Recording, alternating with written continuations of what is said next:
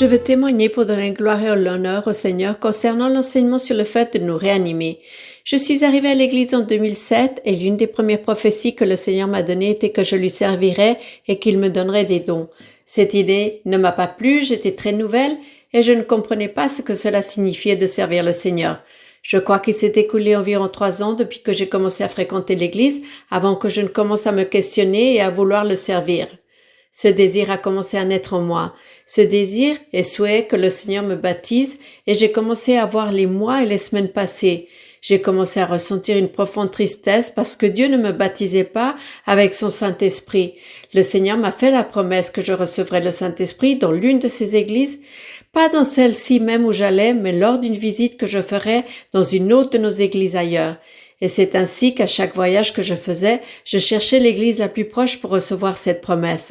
J'ai cherché tous les versets dans la Bible où par l'imposition des mains les apôtres donnaient le Saint-Esprit et je les priais exactement au Seigneur, mais je ne le recevais pas. Et chaque fois que je voyais quelqu'un le recevoir, je n'étais pas envieuse, mais je ressentais de la frustration, de la tristesse et une douleur profonde dans le cœur. Le Seigneur a commencé à accomplir toutes ses promesses matérielles.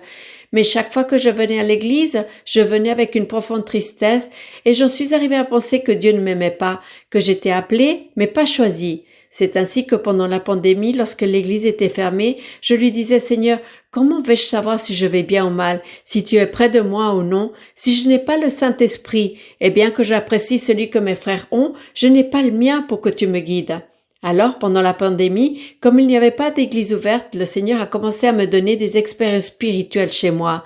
Et quand je suis revenue après la réouverture, je ne venais plus avec cette idée que le Seigneur allait me baptiser ou non, mais plutôt avec la joie que l'église était ouverte à nouveau, que cela m'avait manqué et que ce n'était pas pour être baptisé ou recevoir une prophétie, mais simplement pour savoir qu'il était là, sachant que pendant 1 an, nous n'avions pas pu être tous ensemble.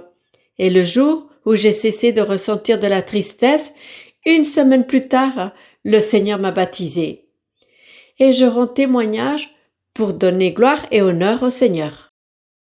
Je vais témoigner pour exalter le nom de mon Père céleste. Frères et sœurs, depuis mon adolescence, je souffrais d'acné sévère. Sur mon visage, j'avais toujours des taches et des cicatrices. Le Seigneur, dans sa sainte prophétie, m'avait annoncé qu'il allait me donner des rêves, pour qu'à travers ces derniers, je sois libéré et guidé. Je devais être très attentif à chaque rêve qu'il allait me donner. Ce fut ainsi, frères et sœurs, qu'il y a 2 semaines, j'ai eu un rêve où j'étais dans la rue et une ambulance s'est approchée de moi. Une personne de l'équipe médicale s'est approchée de moi pour me parler. Cette personne m'a donné des médicaments et m'a dit que si j'étais rigoureux et diligent, et que si je prenais ces médicaments, l'acné allait disparaître de mon visage et je n'allais plus jamais voir mon visage rempli de protubérances à cause de l'acné. J'ai décidé d'accepter de prendre ces pastilles et je me suis réveillé.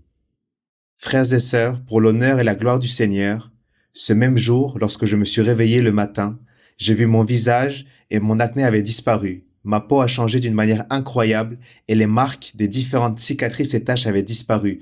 J'ai témoigné pour donner la gloire et l'honneur au Seigneur.